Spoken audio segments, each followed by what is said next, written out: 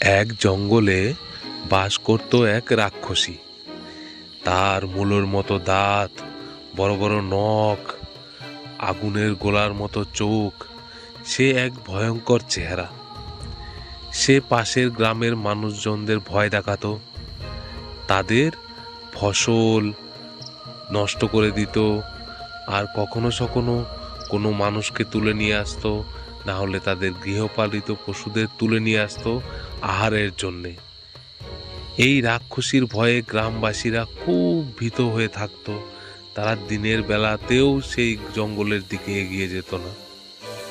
একদিন রাক্ষসীর মনে হলো যে রোজ রোজ গ্রামে গিয়ে খাবার সংগ্রহ করাটা তার জন্য একটু কষ্টসাধ্য হয়ে যাচ্ছে। সে আরও সহজভাবে খাবার পেতে চায়। তাই গ্রামের সবাইকে একদিন তার জঙ্গলে ডাকল। রাক্ষসী বলল, দেখো হে গ্রামবাসী, আমার এখানে বসে বসে খাবার চাই। তোমরা প্রতিদিন একজন করে আমার আহার হিসাবে আমার কাছে আসবে, আর যদি না করো তাহলে আমি সারা গ্রামকে ধ্বংস করে দেব। আমি এখানে কাউকে বাস করতে দেব না। এভাবেই চলতে থাকলো। গ্রামের মানুষ খুব দুঃখী, কারণ এক এক দিন এক একজনকে তারা হারাচ্ছে। রাক্ষসী তার খাবার পেয়ে ভালোই দিনকাল চালাচ্ছিল। একদিন গ্রামেরই একটা ছেলে রাজুর নাম্বার আসলো রাক্ষসীর খাবার হিসেবে যাওয়ার জন্য। সে ছিল খুব চতুর।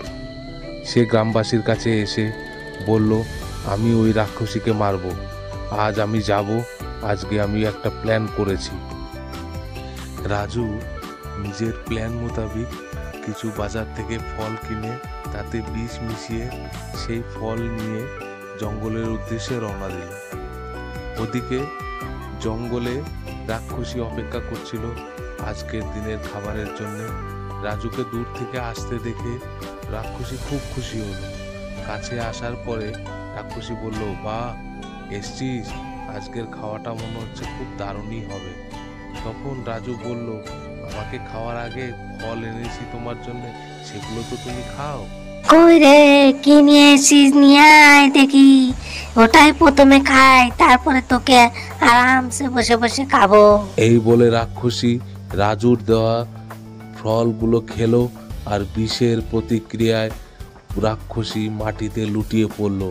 আর তখন রাজু তার তলোয়ার দিয়ে রাক্ষসীকে গলা কেটে মেরে ফেলল। ওদিকে রাজুকে গ্রামে ফিরে আসতে দেখে গ্রামের লোকজন খুব আনন্দিত হয়ে উঠল। তারা ভাবলো, এবার থেকে আর রাক্ষসীর ভয়ে আর দিন কাটাতে হবে না।